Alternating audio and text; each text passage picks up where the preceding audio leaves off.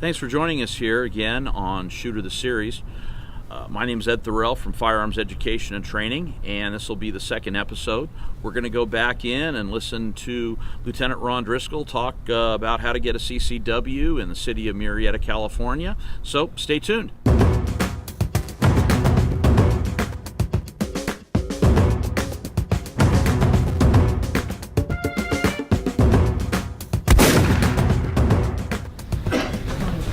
Okay, so what are the requirements? Let's just get down to the nuts and bolts.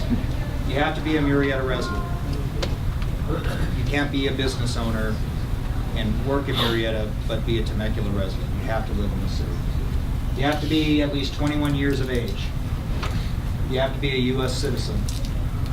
You have to fully complete a background or an application, a Department of Justice application. You have to be free from criminal convictions that would disqualify the applicant in carrying a firearm. So if you have a felony conviction on your record or you have certain things on your criminal record, you're not going to get a CCW. Be of good moral character.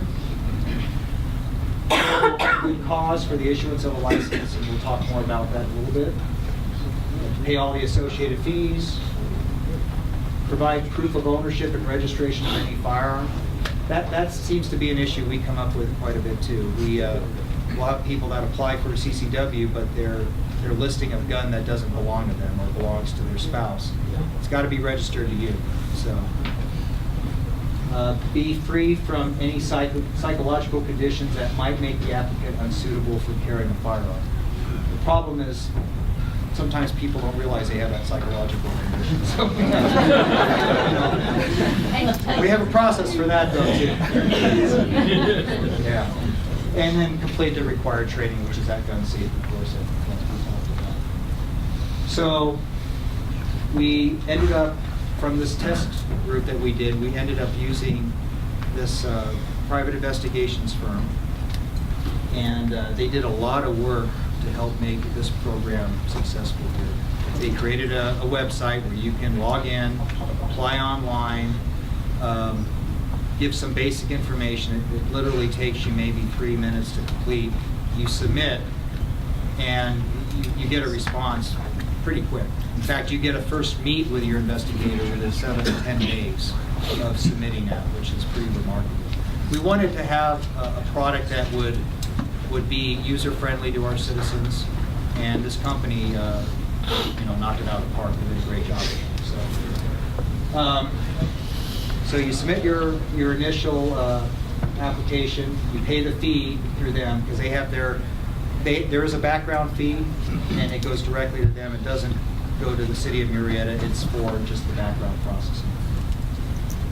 You have your initial meet with your background investigator. You have your interview. We have you come in and we do a live scan fingerprint check for criminal history. And then the background check starts.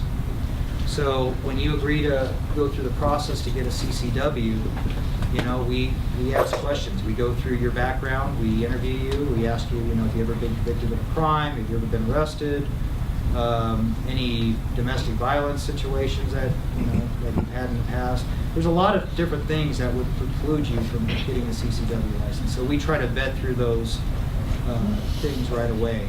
We don't want to waste your time. We don't want to waste our time either. So we're very thorough with that. Part of the background is we go and talk to your neighbors. And that's one of the things as a city, you get a lot of information from neighbors, and the person, the applicant knows, hey, we're going to be talking to your neighbors. You're good with that, right? And, because if you're not, we're done. That's one of our requirements, and we haven't had anyone balk at that yet. And we're clear with the neighbors that, hey, this person, your neighbor, is applying to get a CCW license. Is there anything that's concerning? I had one guy, one of our applicants, he would have flown through easily. But his neighbors did not like this guy, and it wasn't like one bad neighbor and maybe vindictive or whatever. No, it was like all 3 or 4, and they brought up stuff that we would never. It's not like the police went out in the house, but the neighbors see things, and so we want to make sure we don't give someone a license that shouldn't have a license. You've got to be stable. Okay, so thorough background check. And then that investigator that you get assigned, they basically are your liaison through the process. So they'll guide you to getting your range safety course completed. They'll guide you to getting your site completed. They'll be following up with you the whole time, so you have that person to rely on. Completion of a approved CCW firearm safety course. Now currently, right now, as we stand, we have 2 options. We're adding 2 more, so that we give, and it creates good competition, with the different vendors. The course that you have to go through is a 2-day, it's a maximum of 16 hours.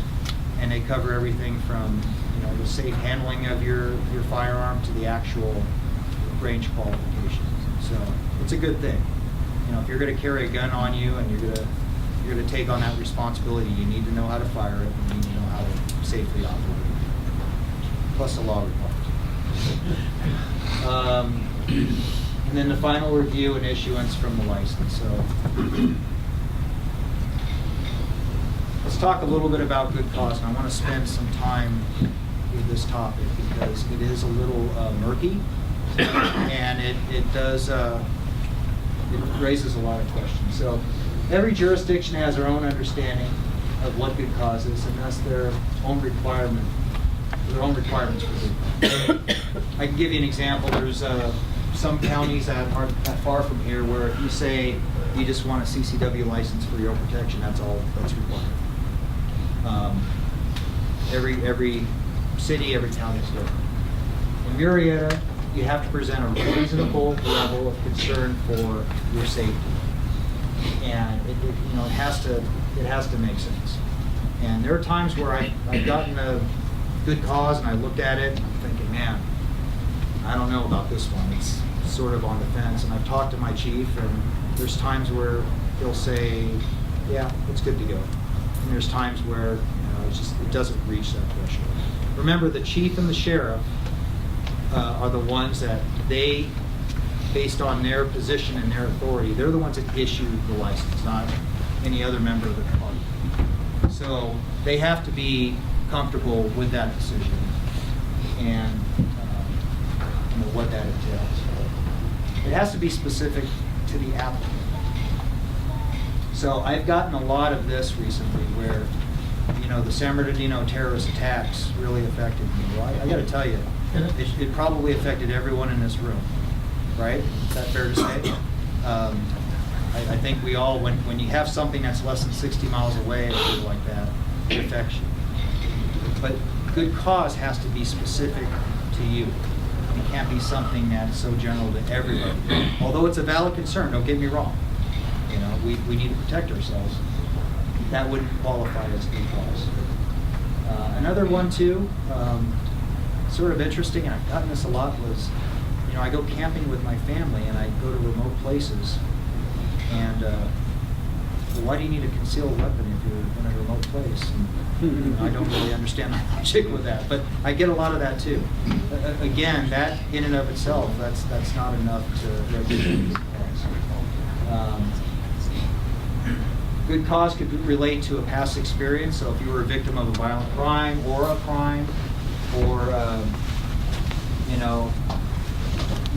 the nature of your employment requires that you deal with large sums of money. There's a concern that you could get robbed. There could be a situation with a family member. Let's say you have a relative that's living with you because that relative was the victim of a domestic violence type of situation, and they're trying to flee their spouse, and now they're living in your home, and there's fear that this person's going to come over and might cause a problem.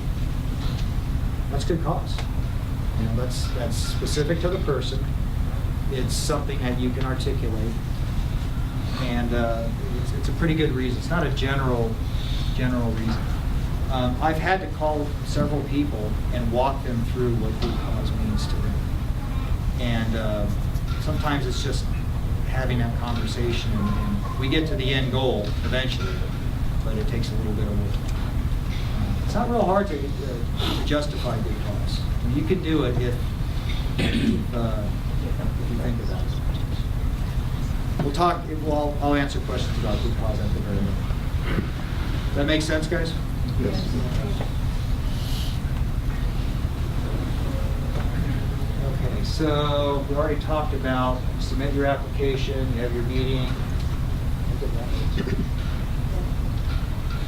Reference letters are sent out. Well, that's the other thing, not sent out. You have to obtain reference letters from people that can attest to your character, and that's not hard. We can all find through what people that can do. Neighborhood check. Yeah, cover that. Psychological evaluation. This came up too, quite a bit.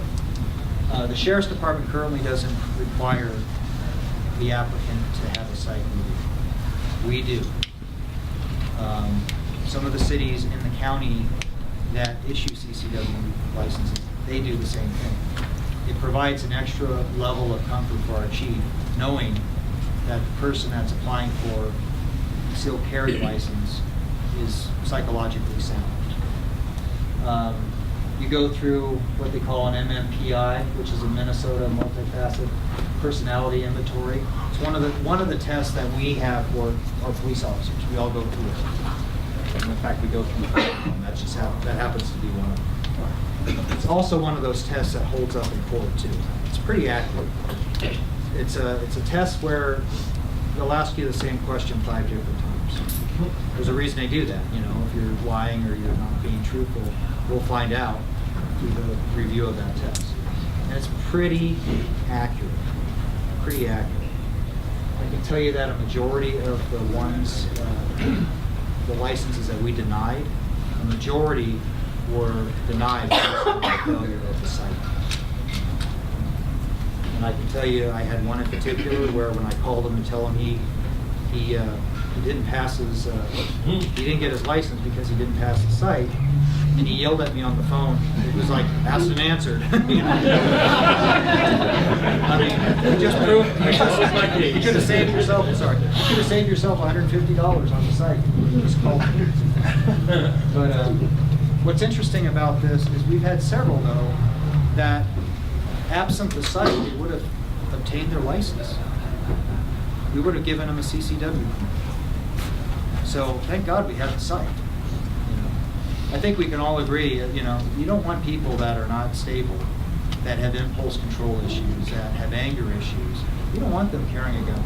We don't want them carrying. You know, so that's why we have that in place. It's my understanding, well, I can't really say that, but I know the other cities that are in our area that are gravitating towards this model, they're going to require, or they are requiring their applicants to go to a site as well. And that could be the trend in the county. I can say that. Okay, so once everything's done,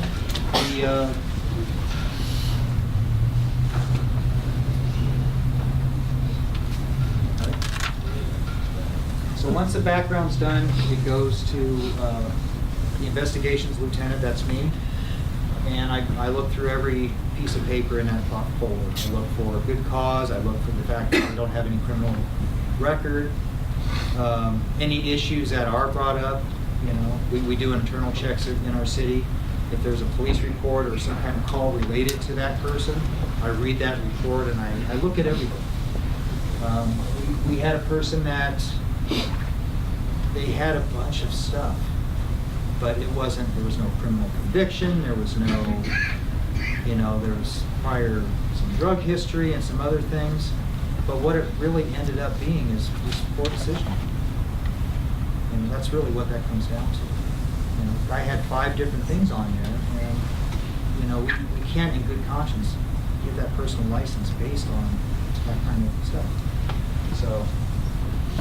So it's not as cut and dry as, oh, you have a conviction, it's a no.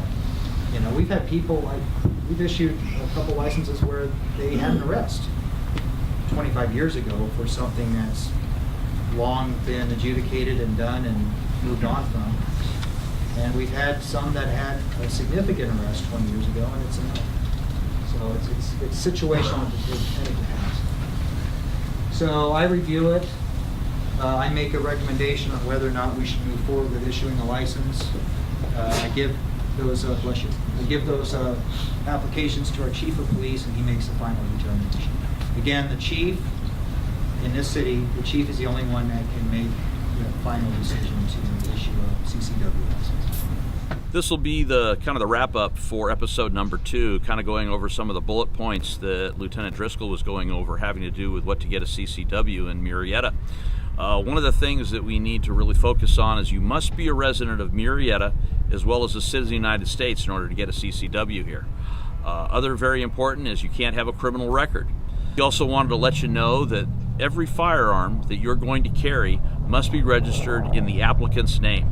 Also, there's a required psychological evaluation in which they are going to set you up with a psychologist. You're going to have a discussion with them, and you'll have to pass that. Now, once you call, Murrieta Police Department will respond to you within 10 days, and they're going to schedule an interview and also a live scan. The live scan is basically an electronic background check where you're going to get electronic fingerprints that'll be sent off also to California DOJ as well as the FBI to check you out. The last thing is there's a required CCW course that you're going to have to take that's going to be a combination of 15 hours in both the classroom as well as on the range. We'd like to thank you again for joining us. Stay tuned for episode number 3. Once again, my name's Ed Thorell from Firearms Education and Training. We'd like to thank you all for joining us on Shoot of the Series. Y'all take care.